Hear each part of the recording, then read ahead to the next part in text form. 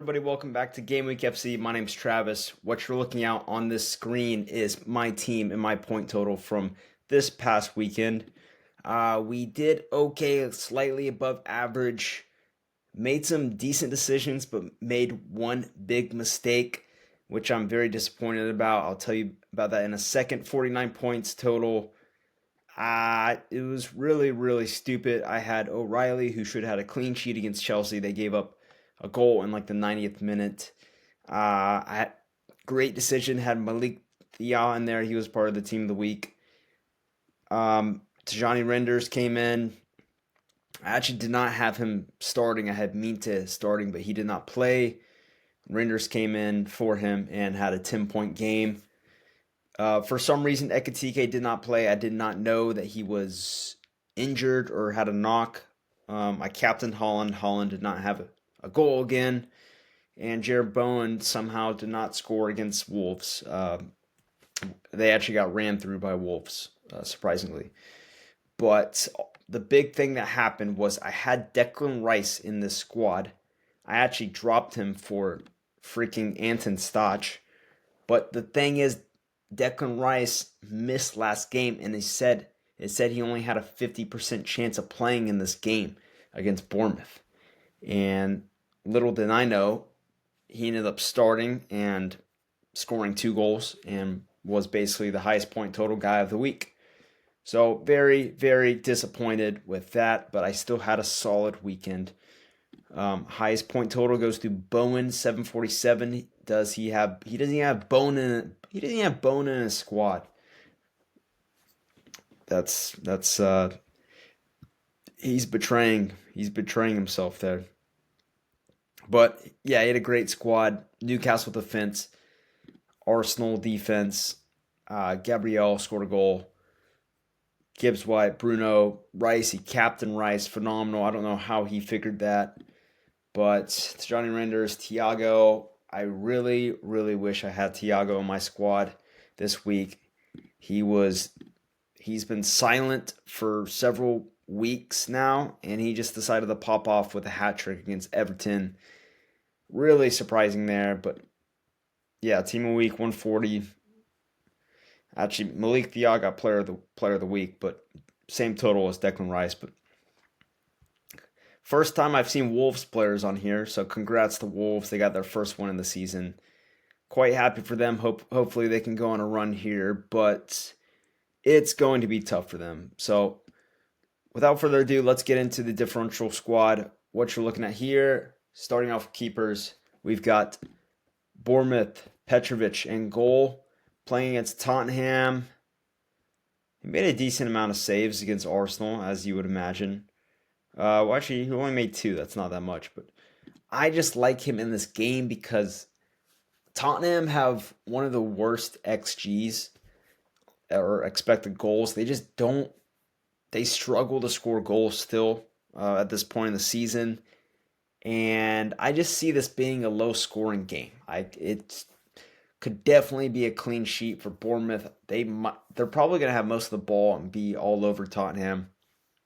I know they're coming off just a couple very high-scoring games, but I think this one could be lower scoring. I think just the way that Tottenham play, I see it being low. So I like him in there for a clean sheet potential, only 4.8% owned. Next up, we got Kel Heller, 8.8% owned. Same reason, Sunderland still missing players to AFCON. This could be the week that they have a really, honestly, the past couple of weeks, it's been low-scoring games, 0-0 and then 1-1 against Tottenham. They're, living off the skin of their teeth. So I like Brentford in here. I think they could get a clean sheet. I Sunderland have just been having trouble scoring goals. XG has not been great, same as Tottenham. Statistically, on the XG table, expected goals table, they and Tottenham are in the bottom 5 in terms of. West Ham actually have a better XG than Tottenham. Fun fact. So I like those 2 keepers in there. Next up, we got Aiden Heaven. I really want to say Heaven. It could be Heaven. I don't know. But he has kind of become a consistent center back for Man United these past couple weeks. And he's consistently had, he's gotten 2 points just about every single game. He's getting defensive contribution points for the most part. And I do think Burnley will see this game as one that they can get a result in. They played very poorly against Brighton, so I do think Burnley are going to press to score goals, and that just means Heaven will get even more defensive contribution points for that. And last couple times Man United Burnley have played at Burnley, it has been a low scoring affair. 1-0 Man United, 1-1. So I think there's going to be low scoring. It's going to be a low scoring game. Potential clean sheet and defensive contribution points. And only 3.9% owned. Or not 3.9, 3.9 mil. 2.7% owned. That's a good deal. Honestly, you should pick him up even if you're not even going to play him in your squad. He's only 3.9 mil. That's valuable. Next up, we got Hincapie, 1.8% owned. Guys, this guy came in for Gabriel when he was hurt or when they needed him, and he has started ever since. It's actually quite incredible. And now they're playing against Liverpool. Liverpool are kind of in a really disgusting spot. They just came off of a 2-2 game against Fulham. They could be pretty down in the dumps after that. Quick turnaround playing against Arsenal. This could be a clean sheet, man. This could be ugly. This could be 2-0, 3-0 Arsenal. If Ekatike doesn't play for Liverpool, it's wraps. Arsenal, they're starting to run away with this title. Next up, we got Reece James, 11% owned, a little bit higher on the higher side, but they play at Fulham. They got a big result against Man City the other day, and this guy is the leader. I think this could be the game that Chelsea get back to their winning ways. Honestly, I think them losing their manager, I think has kind of after the first half of the Man City game, I think something switched. I think their motivation changed. I think they have the idea that they need to prove themselves as a squad themselves. Like they don't really need a manager to, help them perform at the highest level. I think that could be the case. James is their leader. I don't know if they're going to get a clean sheet against Fulham, but I could see James leading the charge and maybe scoring a goal in this game. Okay, I could see it set piece, free kick, something that changes the game. So I like James in there. I think Chelsea could get back to winning ways despite Fulham playing really, really well lately. I like Pedro Porro in here because he has been kind of playing well these past couple weeks. 6 points, 10 points, 4 points. He's getting defensive contribution points. Bournemouth are going to pressure the heck out of them. That's just how Iriola programs his squad to play. High press. He might not get a clean sheet, but I could see him absolutely getting defensive contribution points. And I don't know. Last couple times, Tottenham and Bournemouth have played at Bournemouth. I believe it's been low scoring. So I got to double check that stat. I'm pretty sure that's right. So I do like Tottenham here. I think Bournemouth win the game, if I'm being honest. But I'm not going to rule out a low scoring affair. Yeah. So last time they played at Bournemouth, 1-0 Bournemouth, and then 2-0 Tottenham. Both under 2.5 goals, and both teams did not score that game. So I do think there's a clean sheet potential for either side. I would definitely favor Bournemouth. That's why I got Petrovic in there. Next up, we got Keane, Mr. Michael Keane. Not a very good game today against Brentford. They got absolutely just destroyed. But prior to that, he had a great matchup against, he didn't play week 19, had a 10-pointer against Burnley, four-pointer. I think this could be a get-right game for Everton. Wolves are playing really, really well, but it's hard for me to see Wolves going into I want to say Goodison Park. Is it still called Goodison Park? I don't know. I don't pay attention to Everton that much, but I'm a Liverpool fan. So I just can't see Wolves going into Everton and really scoring a lot of goals, especially after what happened this or today against Brentford. Could be an Everton clean sheet on the cards here. I could see Everton maybe winning this game 2-0, 3-0. Though I do really like what I'm seeing from Wolves. I was tempted to put Wolves players in this squad. However, this could just be another big dog versus little dog reminder game. Everton is the bigger dog playing at home, and they don't want to disappoint again. Next up, we got a guy who's playing like really well right now, and he's been off my radar for this entire season pretty much. Vitaly Janelt, 2 assists today against Everton. He had 5 points before that, 4 points, 9 points. This guy's quietly, putting up really decent XGI. 0.43, 0.26, 0.29, 0.12. This guy's on fire right now. So playing at home against a Sunderland team that plays good defense, but they can't really score that many goals. I could see this being another clean sheet for Brentford. I could see this guy, getting another assist. I don't know. Yeah, I mean, this guy is just one of those silent players that just does his job, and yeah, he does let loose every once in a while. So I like Janelt in there, 0.1% owned. He's on fire right now. I definitely would put him on your radar if I was you. Next up, we got David Brooks. This guy is actually... So there's a category of threat and goal involvements. Those kind of go hand in hand a little bit. But he is actually, for midfielders on Bournemouth, he is actually I believe the second best. Let's go look at it. Bournemouth XGI. He has 7.1 XGI. That's the second best of midfielders, only behind Semenyo. Yeah, he's actually has the second best XGI for Bournemouth at the moment. 0.2% owned. I could see him. He's a pretty tricky player. Very underrated player. He could take advantage of this Tottenham side. I really do believe that. So I like him at a differential 0.2% owned. Underrated player XGI wise for a team that likes to attack. Next up, we got Leandro Trossard, 2% owned. This is a guy that loves to play Liverpool, okay?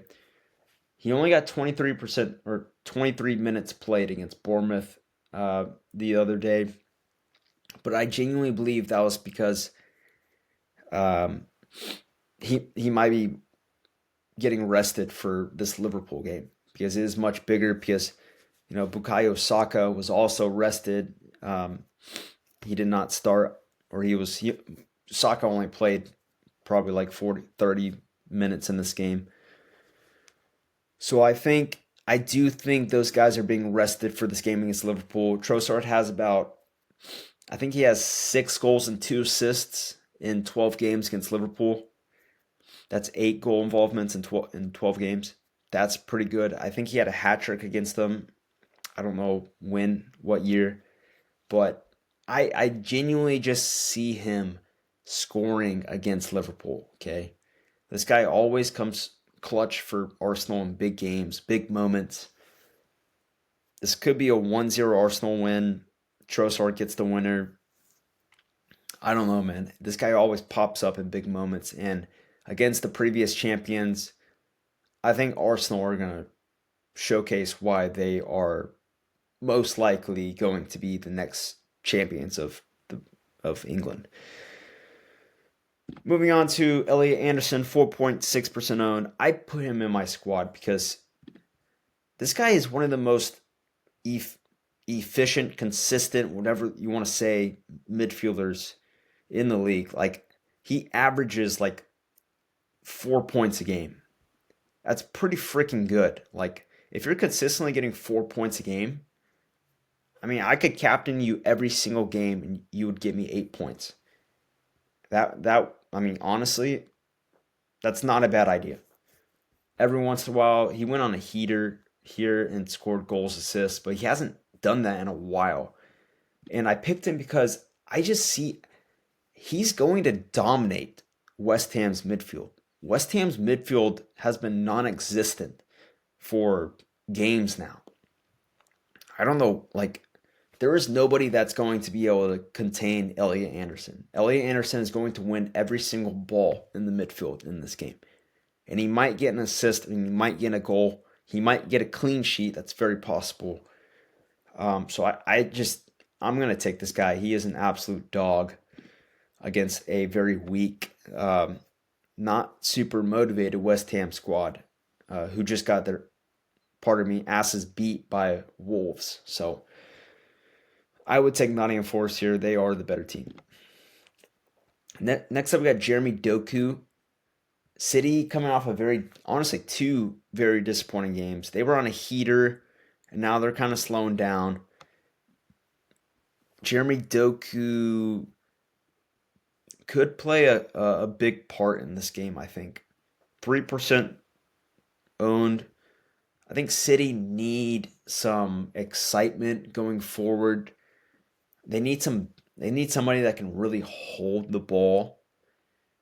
And I think just against this Brighton squad, there's not many people that can contain Doku, but Doku kind of lacks, like, being, what's the word?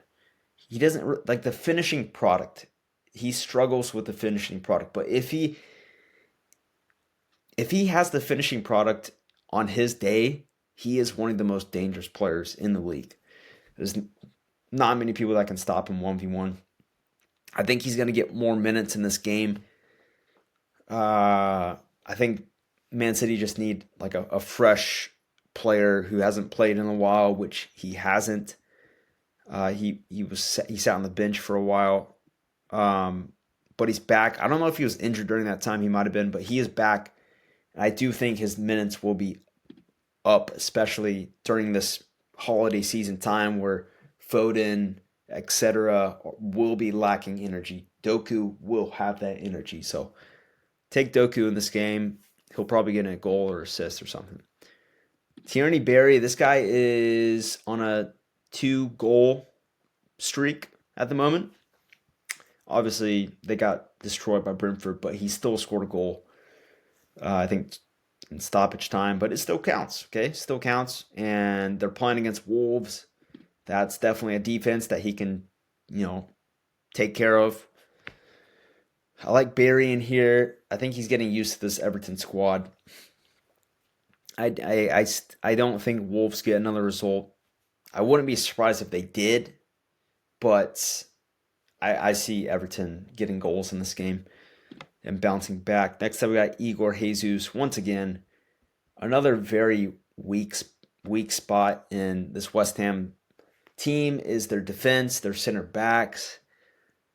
I saw, Wolves striker Tolu Orokodere, he's a giant guy. He's from what country? It might be Nigeria, maybe. But he absolutely took advantage of West Ham center backs. And Orokodere is a very strong player, big player. Igor Jesus is also a very strong player. He holds the ball up really well. He kind of struggles with his finishing in the final third and decision making, but he's a really strong player. And once again, West Ham players are going to struggle to deal with them because they are pretty weak. So I like Igor Jesus in here. His XGI was very poor against Villa, but prior to that, it wasn't that bad. He was playing pretty well. XGI here on the right. Oops. Yeah, 0.02, 0.21, 0.4, 0.35, 0.56. Yeah, I think he will have a little bit of freedom here against a West Ham team that is weak. Next up, we got this guy. I know you all remember him. Johan Wissa. Absolute freak of a player. He's back and he's getting minutes now, which doesn't surprise me at all. He's probably going to be the new starting striker for Newcastle. And he's playing against a new Leeds United team that have shown that they are very, very capable. But I just like him as a differential right now. People are still slow on picking him up and putting him in their squads. He's only 0.8% owned. He could take advantage of this Leeds United team, who are still, I would say, bottom half of the league. Take him before he goes off and gets hot and scores several goals a game. But yeah, I love Wissa. That's those are my differentials for this week. It's literally been back to back to back to back games during this holiday season, which I love, but it is quite a bit of work on my part. So, but I love doing this. Differentials. I love exploring different players and finding the ones that will surprise you on match week. I had some pretty good ones this past week. Malik Vial was one of them. I think I had a couple other good ones. I don't remember who was there, but I appreciate you guys watching this video. If you did, make sure you like, subscribe, all that jazz, and stay tuned for my other videos and stuff like that. So, yeah, good luck, guys, and I will see you next video. Adios.